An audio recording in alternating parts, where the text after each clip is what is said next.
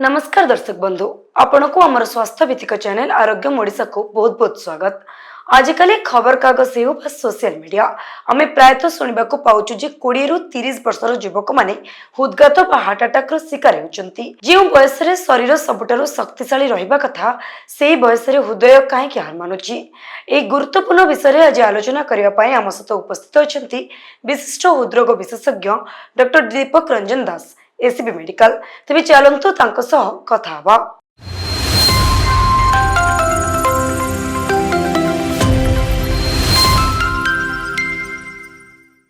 आपण माने देखिथिबे जे एई विगत 2-3 वर्ष भितरे भारत रे सबु अंचल रे गोटे प्रसंग जोटा बारंबार आमर चर्चार अंतर्भुक्त होईची ता होची अपेक्षाकृत युवक अवस्था रे बा कम बयस रे लोक माने हृदघात रे आक्रांत होउचंती एवं आमे जानिबा ए सबु परिस्थिति उपजिबार कोन कारण रहिची एवं ताकू सफलतार सहित केमती आमे निराकरण करि परिबा।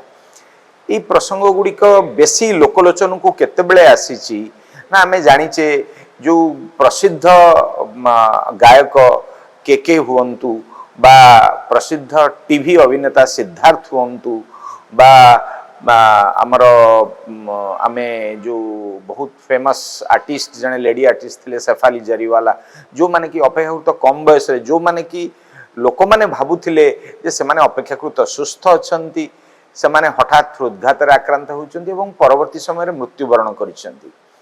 तेबे आमे देखिचे जे ए जो हृदघातर साधारण बयस सीमा पाश्चात्य देश मानकरे जेमिति पश्चिम यूरोप देश हो बा अमेरिका बा कनाडा रे हो 40 रु 50 वर्ष भितरे प्रायतः प्रथमे एगुड़िक देखा देई थाए किंतु आम भारत रे देखा जाउची ताठू गोटे दशंधि आगरू ता माने 30 रु 40 वर्ष बयस भितर मध्य लोक माने हृदघात रे आक्रांत होउचंती एवं अनेक क्षेत्र रे ए जो लोक माने हृदघात रे आक्रांत होउचंती से माने आगरू से भली किछि विशेष स्वास्थ्यगत समस्या तांकर नथिला ता सत्वे प्रथम थर आक्रांत होउचंती एवं जोटा कि अनेक क्षेत्र रे मध्य मृत्यु रे परिवर्तित होउची।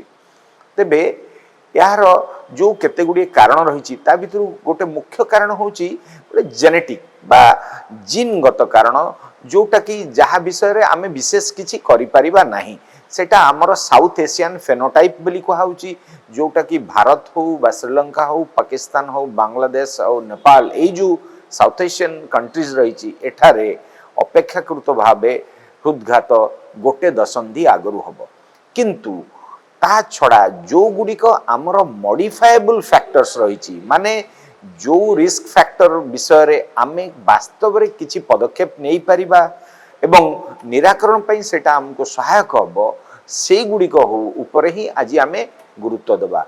प्रथम गुरुत्व रहुची जे डायबिटीज बा मधुमेह रोग आमे जानिछि जे भारत वर्तमान पृथ्वी रो डायबिटीज कैपिटल हेछि तणु जेकोसी व्यक्ति जदि से मधुमेह रोग रे आक्रांत हेचंती तांकर प्रथम लक्ष्य रहिबा उचित जे से डाक्टर को परामर्श नहीं निश्चित भावे तांकर रक्त शर्करा को नियंत्रण रे रखिबे एवं द्वितीय रिस्क फैक्टर होची हमर उच्च रक्तचाप बा हाई ब्लड प्रेशर जदि आपण उच्च रक्तचाप रे आक्रांत हेचंती ताहले नियमित समय अंतर रे आपणकर रक्तचाप को मापंतु एवं रक्तचाप को सठिक भाव रे नियंत्रण रे रखिबा पई जो जो औषध बा जीवन शैली परिवर्तन डाक्तर आपन को परामर्श दोचंदी से गुडी को कार्यकारी करंतु।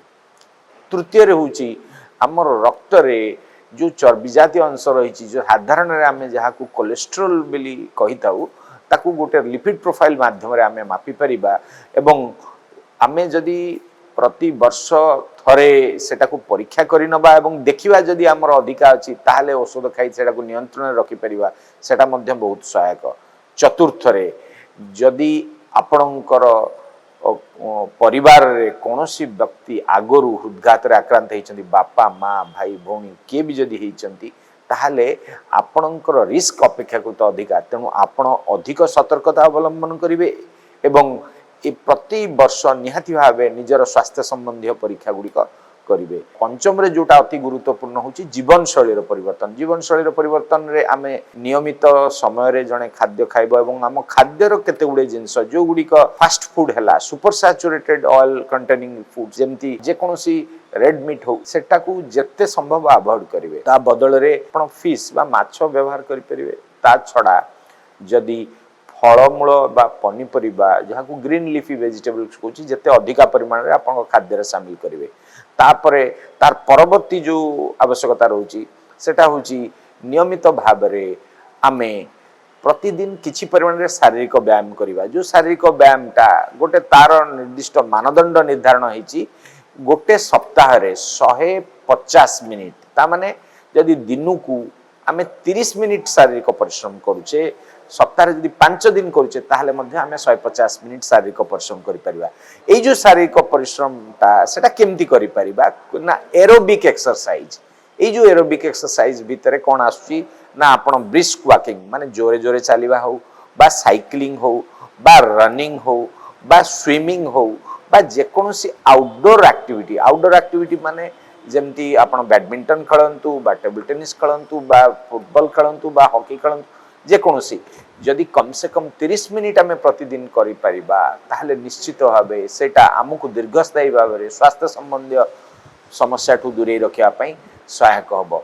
ए केते गुडी हमर सामग्रिक भावे जदि जीवन शैली रो गोटे पॉजिटिव आउटलुक आमे आनी परिबा ताहले एटा निश्चित भावे हमकु गोटे प्रिवेंटिव आमे जानिचे जे prevention is better than cure. तेणु रोगी रोगरे आक्रांत होगी चिकित्सित हवा अपेक्षा रोगरे किभली आक्रांत न हवा पई पदक्षेप नवाटा अति गुरुत्वपूर्ण एवं नियमित भाव में हमर स्वास्थ्य संबंधी परीक्षा गुड़िक जदि करिबा ताहले अल्प समस्या सृष्टि हेतिबा समय रे आमे जानि परिबा एवं डाक्टर सहित परामर्श करि परिबा एवं निश्चित भावे ताकू सफलतार सहित चिकित्सा मध्य करि परिबा। तो एई भली केते गुड़िए सचेतनतार वार्ता रही जहाँ कि केवल आपणों पई सहायक हबनी आपणों परिवार अन्य सदस्यों सहायक हब एवं आपणकर साई पड़िशा बंधु बा अन्य जो माने आपणों संस्पर्श रे आसुचंती परिवार सहित हो बा कार्य क्षेत्र हो समस्त भितर जदि गोटे सचेतनतार वार्ता रहिबो ताहले निश्चित भावे आगामी दिन रे आमे ए भली गोटे गुरुतर समस्या को सफलतार सहित मुकाबिला करिया पई सक्षम हवा। धन्यवाद। बहुत बहुत धन्यवाद डॉक्टर दास। आपण आम दर्शकों को बहुत मूल्यवान तथ्य दिले। बंधुगण मन रखंतु सचेतनता ही सुरक्षा। निज हृदयर जत्न नियंतु एवं सुस्थ रहंतु। तेबे दर्शक बंधु आशा करूछु आज रही भिडियोटी आपणक पई बहुत उपयोगी होइतिबो। मन रखंतु स्वास्थ्य ही संपद।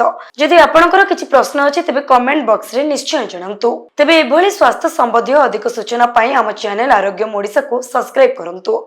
ए भिडियोटी को लाइक और शेयर करिया पई जमा भी भूलंतु नहीं। रहिली नमस्कार।